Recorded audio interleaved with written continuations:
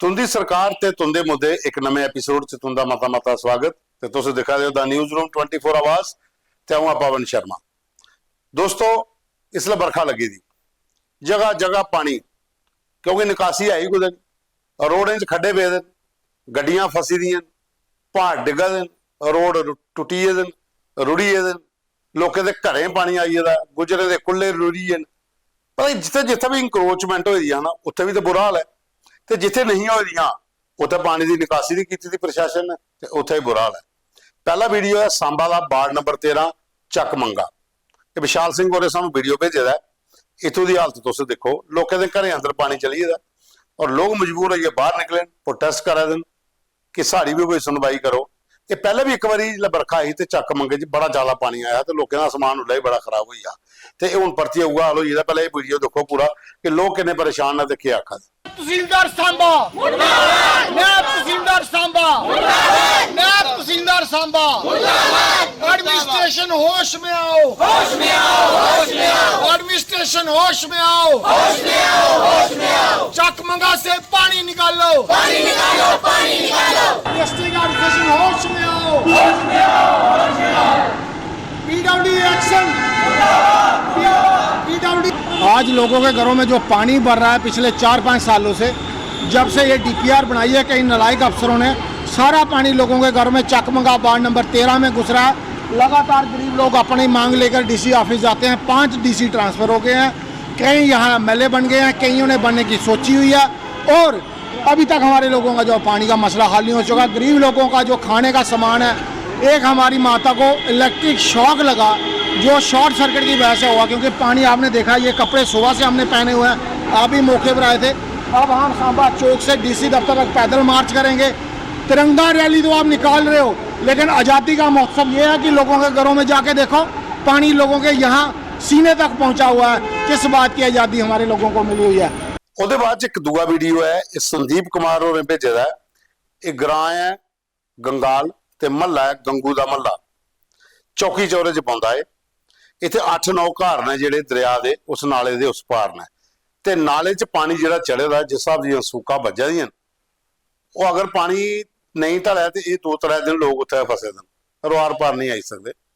ਹੁਣ ਉੱਥੋਂ ਦੇ ਲੋਕਾਂ ਦੀ ਇਹ ਡਿਮਾਂਡ ਹੈ ਕਿ ਕਮ ਸੇ ਕਮ ਇਹ 8 ਨਵੇਂ ਘਰਾਂ ਵਾਸਤੇ इतों कोई छोटी जी पुली बनाई ओड़ो ताकि बरसाती जिले नाले चढ़ देन तो ये लोग जो ज्यादा परेशान नहीं हो।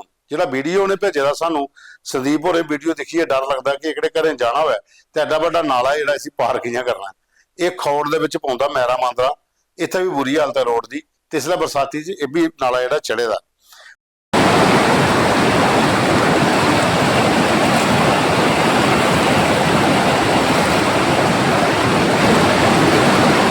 ਉਹਦੇ ਬਾਅਦ ਸਾਨੂੰ ਇੱਕ ਵੀਡੀਓ ਭੇਜਿਆ ਰੁਪਿੰਦਰ ਸਿੰਘ ਤੇ ਬਲਵੰਤ ਸਿੰਘ ਹੋਰੇ ਇਹ ਵੀ ਮੈਰਾ ਮੰਦਰਾ ਖੌੜ ਵਿਧਾਨ ਸਭਾ ਚ ਪਾਉਂਦਾ ਵਾਰਡ ਨੰਬਰ 3 ਪੰਚਾਇਤ ਨਾੜੀ।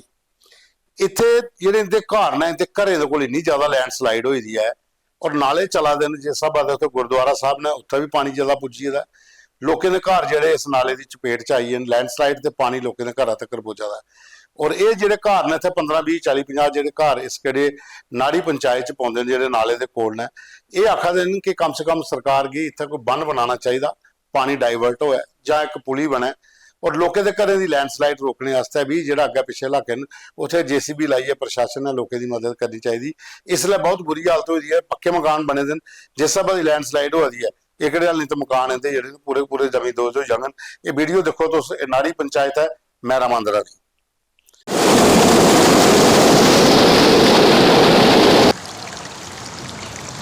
रविंदर सिंह का घर ये मकान के पिछे ना स्लाइडिंग बहुत ज़्यादा हो गई है। अगर बारिश नहीं रुकती तो स्लाइडिंग का होर भी ज़्यादा खतरा है। एक ये नाल है एक नाल ही ये पिछले पासों पानी का नाला आंदा सी उस नाला भी टुट गया पूरा और ये नाला इतों बंद हो गए इतने मकान के कोल आके डिग रहा है। ये पूरा पानी मकान के पिछे पै रहा ये पूरे दरख्त अपरों फुट हो गए थले आ गए सारे। ਉਹਦੇ ਬਾਅਦ ਇੱਕ ਵੀਡੀਓ ਭੇਜਿਆ ਸਾਨੂੰ ਜਸ਼ਪਾਲ ਤੇ ਕ੍ਰਿਸ਼ਨ ਕੁਮਾਰ ਹੋਰੇ ਜਸ਼ਪਾਲ ਤੇ ਕ੍ਰਿਸ਼ਨ ਕੁਮਾਰ ਹੋਰੇ ਇੱਕ ਵੀਡੀਓ ਭੇਜੇ ਦਾ ਇਹ ਹੈ ਖੌੜ ਵਿਧਾਨ ਸਭਾ ਦਾ ਜੋਗਮਾ ਬਟਲ ਏਰੀਆ। ਅੱਜ ਬੱਸ ਗਈ ਸੀ ਉੱਥੇ ਸਵੇਰੇ ਤੇ ਰੋਡ ਦੀ ਇੰਨੀ ਬੁਰੀ ਹਾਲਤ ਸੀ ਬਰਖਾ ਲੱਗੀ ਸੀ ਚੜਾ ਚਿੱਕੜਾ ਬੱਸ ਗਈ ਫਸੀ ਸਵਾਰੀਆਂ ਤੇ ਉਤਰੀ ਆ ਉਹ ਡਰਾਈਵਰ ਕਨੈਕਟਰ ਤੇ ਮਹੱਲੇ ਵਾਲੇ ਪੂਰੇ ਲੱਗੇ ਤੇ ਬੱਸ ਕੱਢਣੇ ਵਾਸਤੇ 3 ਘੰਟੇ ਲੱਗੇ ਬੱਸ ਉੱਥੋਂ ਬਾਹਰ ਕੱਢਣੇ। ਰੋਡਾਂ ਦੀ ਇਹ ਹਾਲਤ ਹੈ ਇਹ ਕਿਹੜੇ ਗ੍ਰਾਮ ਪਿੰਡੇ ਵਿੱਚ ਜਿਹੜਾ ਤੁਸੀਂ ਦੂਰ ਦਰਾਜ 'ਚ ਜਾਗੇ ਹੋ, ਕਿਉਂਕਿ ਕਈ ਸਾਲਾਂ ਦਾ ਕੰਮ ਨਹੀਂ ਹੋਇਆ ਰੋਡੇ ਦਾ। ਇਹ ਵੀਡੀਓ ਦੇਖੋ ਬੱਸ ਵਾਲੇ ਵਿਚਾਰੇ ਕਿੰਨੇ ਪਰੇਸ਼ਾਨ ਨੇ ਤੇ ਕਿਹੜੇ ਹਿਸਾਬ ਨਾਲ ਬੱਸ ਆਪਣੀ ਇੱਥੋਂ ਬਾਹਰ ਕੱਢਾ ਦੇਣ। ਔਰ ਇਹ ਵੀਡੀਓ ਵੀ ਵਾਇਰਲ ਹੋਇਆ ਕਿਉਂਕਿ ਜਿੰਨੀਆਂ ਵੀ ਸਵਾਰੀਆਂ ਗਈਆਂ ਵਿਚਾਰੀਆਂ ਪੁੱਜ ਹੀ ਨਹੀਂ ਸਕੀਆਂ, ਰਸਤੇ 'ਚ ਕਿਤੇ ਤੁਰਨੇ ਪਈਆਂ। ਗੱਡੀ ਦੇ ਸਾਰੇ ਟਾਇਰ ਜਿਹੜੇ ਚਿੱਕੜ 'ਚ ਧਸੀਏ ਦੇ ਤੇ ਬੜੀ ਮੁਸ਼ਕਿਲ ਉੱਥੋਂ ਤੱਕ ਗੱਡੀ ਜਿਹੜੀ ਹੈ ਇਹ ਬਾਹਰ ਕੱਢੀ ਗਈ ਹੈ। ਉਹਦੇ ਬਾਅਦ 'ਚ ਇੱਕ ਮੁੱਦਾ ਆਇਆ ਸਾਡੇ ਕੋਲ, ਇਹ ਵਿਜੇ ਕੁਮਾਰ ਨੇ, ਰਾਜ ਕੁਮਾਰ ਹੋਰ ਨੇ, ਇਹ ਨਈ ਬਸਤੀ ਤੇ ਸ਼ਾਸਤਰੀ ਨਗਰ। ਉਹ ਆਦਨ ਕਿ ਕੱਲ ਦੀ ਲਾਈਟ ਦੀ ਬੜੀ ਜ਼ਿਆਦਾ ਦਿੱਕਤ ਆ ਰਹੀ ਹੈ। 5-5 6-6 ਘੰਟੇ ਲਾਈਟ ਬੰਦ ਹੋ ਰਹੀ।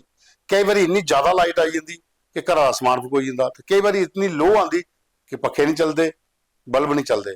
ਇਹ ਪਿਛਲੇ 2 ਦਿਨ ਤੋਂ ਕੋਈ ਜ਼ਿਆਦਾ ਪਰੇਸ਼ਾਨੀ ਗਾਂਧੀ ਨਗਰ, ਸ਼ਾਸਤਰੀ ਨਗਰ, ਨਈ ਬਸਤੀ, ਰਾਮਪੁਰਾ, ਸਤਵਾਰੀ, ਇਹਨੇ ਸਾਰੇ ਇਲਾਕੇ 'ਚ ਆਵਾ ਦੀ ਹੈ।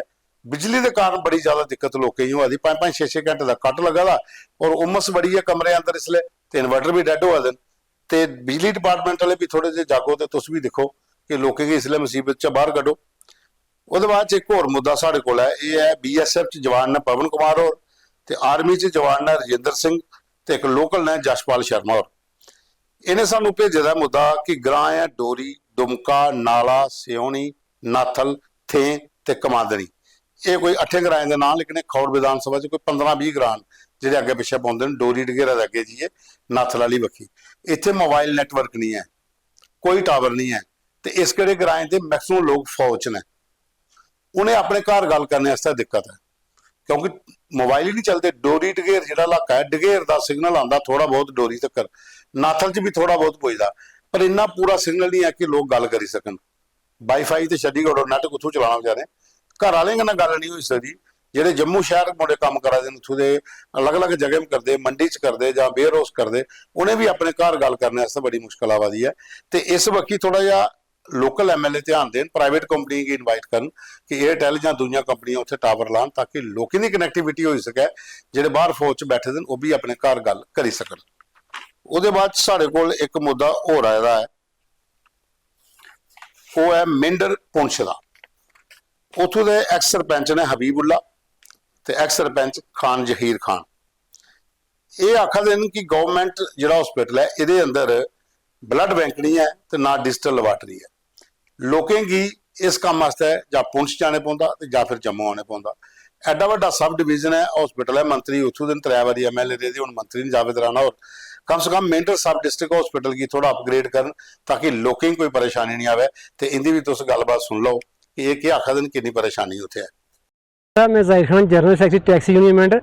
सबसे पहले तो मैं जनाब आपका बहुत शुक्रिया अदा करता हूँ कि जो वक्तन बवक्तन हमारी इलाके की हर रिपोर्ट जो है इसको आप सरकार तक, सेंट्रल सरकार, ऊपर मरकज़ी सरकार तक जो है पहुँचा रहे हो। हमारा यह है कि जो सब डिवीज़न हॉस्पिटल हमारा मेंढर में है, यहाँ आप देखो 3 तहसीलें हैं। तहसील मंडकोट है, तहसील बालाकोट है और तहसील मेंढर, ये 3 तहसीलें हैं। जैसे कि यहाँ अगर एक डिस्ट्रिक्ट दिया जाए तो ये डिस्ट्रिक्ट से भी बढ़कर तहसीलें हैं, इनके अंदर 3-4 लाख से प्लस आबादी चल रही है। तो यहाँ ये है कि जब कोई बालाकोट छोटे छोटे हॉस्पिटल हैं, डिस्पेंसरी हैं, जहाँ वहाँ कोई पेशेंट बीमार होता है और लोगों को वहाँ छोटे हॉस्पिटल में लिया जाता है, वो सब डिवीज़न मेंढर की तरफ रुख करते हैं। चाहे वो बालाकोट का है, चाहे वो मनकोट का है, चाहे वो कहीं छतराल कालाबंद सेक्टर के हैं, तो वहाँ से भी जब उनको वहाँ ट्रीटमेंट अच्छा नहीं मिलता है तो वो सब डिवीज़न मेंढर की तरफ रुख करते हैं। और यहाँ इतनी खस्ता हालत है सब डिवीज़न मेंढर की हमारी, और ब्लड बैंक की इतनी परेशानी है यहाँ पर कि एक ब्लड बैंक यहाँ दिया जाए हॉस्पिटल मेंढर के अंदर, और यहाँ जो असामियाँ हैं उनको पुर किया जाए यहाँ पर ताकि आमला पूरा हो। यहाँ पर हम सेंट्रल सरकार और मरकज़ी सरकार से ये अपील करते हैं कि यहाँ पे जो है इस यूटी सरकार के अंदर हमारे सब डिवीज़न मेंढर हॉस्पिटल के अंदर हमारी पब्लिक जो है इसको जो है अच्छी फैसिलिटी दी जाए ताकि हमारी पब्लिक दर पदर की ठोकरें ना खाए। यहाँ पर हॉस्पिटल में 2 बड़े सर्जन बैठे हैं और बहुत काबिल तरीन सर्जन हैं।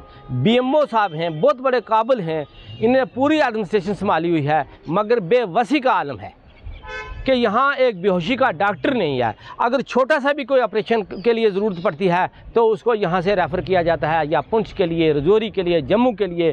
कई बार तो वो रास्ते में ही बेचारा पूरा हो जाता है, क्योंकि ये सड़कें भी उसी तरीके की हैं। हम मरकज़ी सरकार का बहुत ही शुक्रगुज़ार हैं कि ये इससे पहले हमारा जो जितने सड़कों का काम वगैरह जो हुआ है, मगर आज इस दौर के अंदर हमारे मेंढर के अंदर ये एक बॉर्डर के सटा इलाका है जिसमें हर किस्म का प्रकार का इंसिडेंट होने को ख़तरा लाक रहता है, मगर यहाँ बेहोशी का डॉक्टर न होने की वजह से हमारे लोग यहाँ से दरबदर हैं। डायरेक्टर हेल्थ से भी गुजारिश करता हूँ, सीएमओ पुंछ से भी गुजारिश करता हूँ, क्योंकि सीएमओ पुंछ को सारा पता है कि यहाँ कितना ये गरीब लोग यहाँ रहते हैं, कि सीएमओ पुंछ भी खामोश बैठे हैं। उनको भी कई बार मैंने लगाई है कि यहाँ पर बेहोशी का डॉक्टर होना चाहिए, मगर किसी ने कोई सुनवाई नहीं की।